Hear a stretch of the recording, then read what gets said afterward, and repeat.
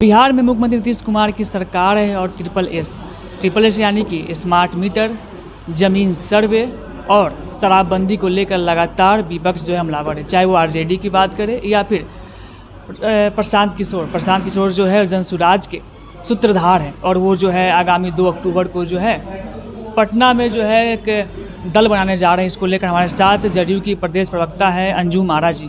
Ma'am, जिस प्रकार से जो है विपक्ष लगातार आप लोग पे हमलावर है नीतीश कुमार को लेकर के, ज़मीन सर्वे हो या फिर अभी हम ज़मीन सर्वे को लेकर आते हैं, स्मार्ट मीटर पर आते हैं। स्मार्ट मीटर की बात करें तो लगातार शिकायतें आ रही थी, लेकिन आरजेडी की ओर से एक आह्वान किया गया था कि 1 अक्टूबर को जो है पूरे बिहार में प्रखंड स्तरीय आंदोलन होगा और उस आंदोलन की शुरुआत हो गई है। क्या लग रहा है, आंदोलन कितना कामयाब होगा? मुझे तो आप इसका सबसे अच्छा जवाब दे दीजिएगा। पटना की सड़कों पे आज सुबह से मूवमेंट रहा होगा, आपको आंदोलन कहीं दिखा है?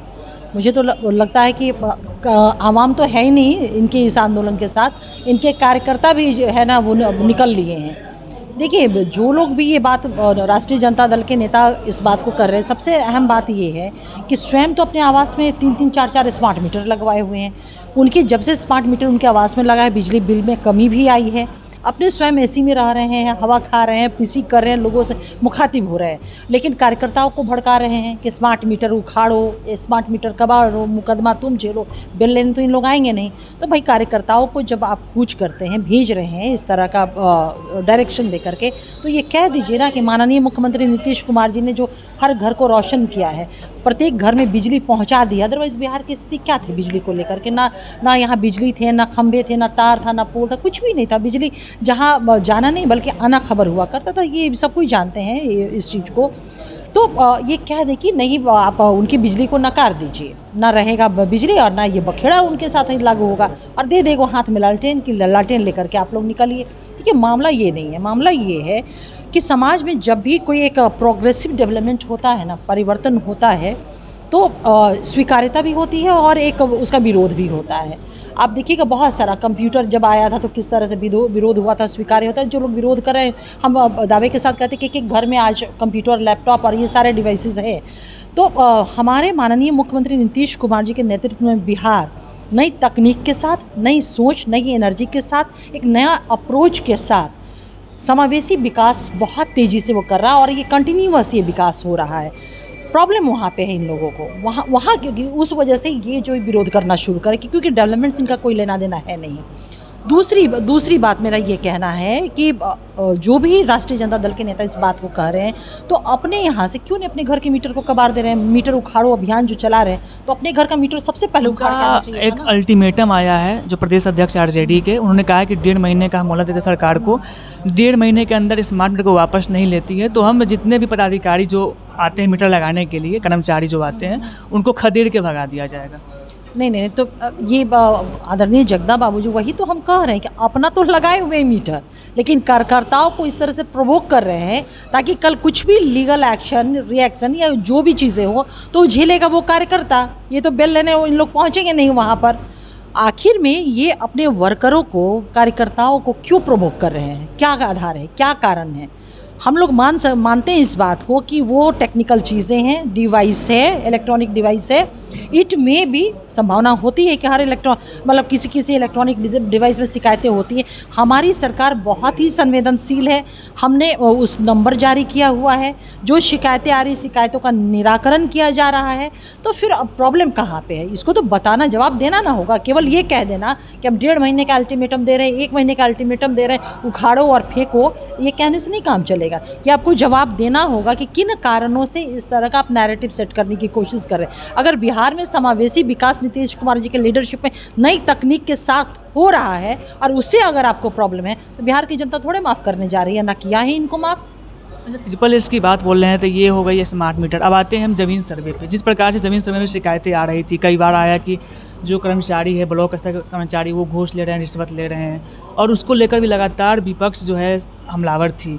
क्या यही कारण है कि जो 3 महीने का जो समय बढ़ा दिया गया है डॉक्यूमेंट को, दस्तावेज को? नहीं, देखिए, जो वक्त बढ़ाया गया, निश्चित रूप से देखिए ज़मीन सर्वे हो रहा है और ज़मीन सर्वे का निर्णय हमारी सरकार का बहुत ही महत्वपूर्ण निर्णय है, क्योंकि हम लोग देखते थे कि बिहार में जो अपराध का दर बढ़ा थोड़ा सा। जो हत्याएं को सुनने को हम लोग को आते थे, उसके पीछे जब इन्वेस्टिगेशन होता था तो सीधे उसमें आता था पर्सनल इंटरेस्ट। पर्सनल इंटरेस्ट मतलब कि ज़मीन का विवाद है, संपत्ति का विवाद है, वो विवाद ही कारण होता था। क्योंकि जो भी अपराध हुए या जो भी हत्याएं हुई, उसके पीछे कोई ऑर्गेनाइज्ड क्राइम नहीं था।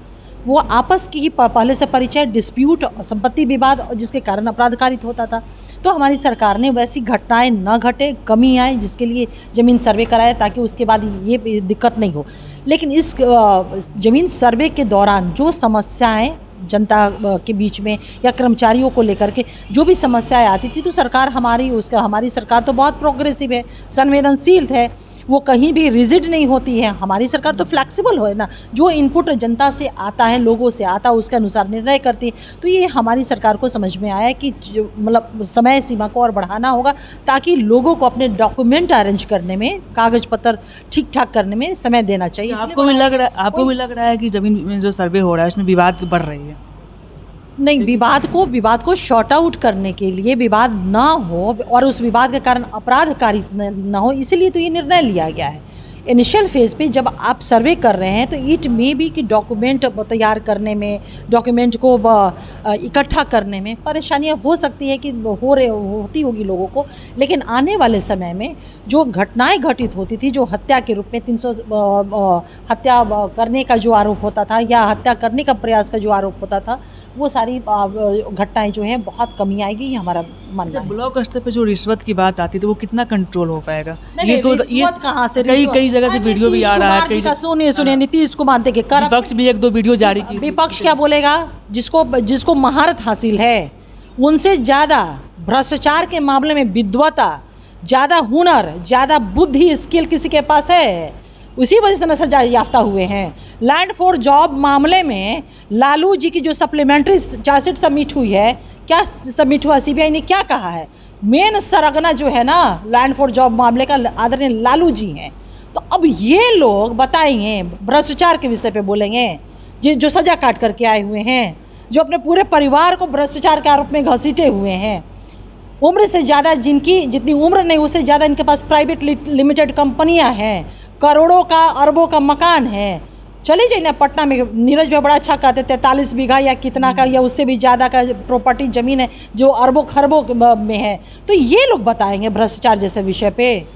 अब आश्चर्य होता कहाँ से इन लोगों के पास नैतिकता, मतलब ताकत आ जाती इस समय पे बोलने की। देखिए, बिहार में नीतीश कुमार जी की सरकार है जो करप्शन के विषय पे कभी उन्होंने समझौता नहीं किया। ये उन्हीं का शासनकाल है ना जी, जो करप्शन से, भ्रष्टाचार के पैसों से भवन निर्माण के संपत्ति बनाए, संपत्ति जब्त कर करके हॉस्पिटल और बच्चों का स्कूल खोला गया है।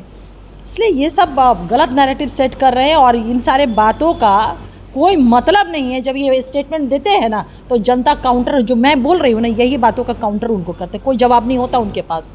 शराबबंदी कितना सफल है? शराबबंदी पे भी लगातार जनसुराज के जो सूत्रधार है प्रशांत किशोर, वो बोल रहे हैं कि मेरी सरकार आते ही हम 1 घंटे के अंदर शराब खोल देंगे, और विपक्ष भी बोल रहे हैं कि शराब जो है घर घर मिल रहा है। देखिए, माननीय मुख्यमंत्री नीतीश कुमार जी की जो शराबबंदी का निर्णय, एक तो सर्वदलीय निर्णय, सर्वसम्मति से लिया गया ये निर्णय था, और दूसरी बात बहुत ही ऐतिहासिक और उनका ये साहसिक फैसला रहा। हमको आज भी याद है कि जीविका दीदी थी, एक कोने से उठती है कृषि मेमोरियल हॉल में और कहती है कि शराब नहीं बंद कर दीजिएगा, कब तक हम इस नरक को, जीवन को जीते रहेंगे, कितना पीटे जाएंगे, कितने मारे जाएंगे। सोचिए उन महिलाओं को, वो एक महिला की आवाज़ नहीं थी, वो बिहार की आधी आबादी, जिसको पूरी शक्ति कहते हैं, जो असहाय बनी हुई थी सिर्फ शराब के कारण, वो आवाज़ थी वहाँ पे। और माननीय मुख्यमंत्री जी ने उस आवाज़ के पीछे के दर्द को, उनकी वेदना को, आप समझ सकते हैं कि हमारे नेता की संवेदनशीलता की प्रकाष्ठा कितनी है। उस वेदना को उन्होंने समझा और सारे राजस्व को फॉरगो करके उन्होंने शराबबंदी लागू किया। आज मैं दावे के साथ कहती हूँ कि जिस उद्देश्य से शराबबंदी लागू हुआ था, महिलाओं के साथ दिखा दीजिए कि है किसी में औकात कि दारू के नशे में किसी महिला को पीट दे, है किसी में कि अब दारू पी करके लहरिया चला ले, किसी बच्ची के साथ फप्तियाँ कस ले। ये कॉमन शिकायतें, ईव टीजिंग की शिकायतें कॉमन हुआ कर। कहा जाता है विपक्ष की ओर से घर घर जो है होम डिलीवरी हो रही है। देखिए, ये एक चीज़ मैं बता दूँ, शराबबंदी जो है ना, ये एक मतलब सिर्फ एक सरकार के से नहीं ये संभव है। एक समाज सुधार का ये काम है। मैं आपसे पूछती हूँ कि अगर मेरे बगल वाले व्यक्ति होम डिलीवरी कर रहे हैं और मैं यहाँ की नागरिक हूँ और मैं देख रही हूँ, तो क्या being a citizen of India सिर्फ हमारे फंडामेंटल राइट है? Being a citizen of India हमारे फंडामेंटल ड्यूटी नहीं है अपने देश के प्रति, अपने राज्य के प्रति, अपने समाज के प्रति? हम उस ड्यूटी का निर्वहन अगर करना शुरू कर देना, मजाल नहीं है कि होम डिलीवरी जैसी बात, शिकायतें तो हटा दीजिए, कोई की ज़बान पे नाम भी आएगा। तो ये कॉमन एफर्ट है, आम पीपल को भी इसमें सहभागी बनना होगा। और हमने तो टोल फ्री नंबर जारी किया हुआ है कि ये सूचना गुप्त रखी जाएगी। हमारे और आपके, हमारे समाज के बीच के ही वो लोग हैं ना जो होम डिलीवरी कर रहे हैं, कोई मंगल ग्रह से तो आके करते नहीं हैं। तो मैं यही कहूँगी कि जब ये सरकार ने हमारी निर्णय लिया है और बहुत उसका एक पॉजिटिव इम्पैक्ट हमारी सोसाइटी पे पड़ा है, अब बेटियों के साथ ईव टीजिंग नहीं होती है, सड़कों पे शराब के नशे में दुर्घटना से मौतें नहीं होती है, अब हमारी महिलाएं फिजिकली मेंटली एजॉल्ट और टॉर्चर दारू की वजह से नहीं होती हैं।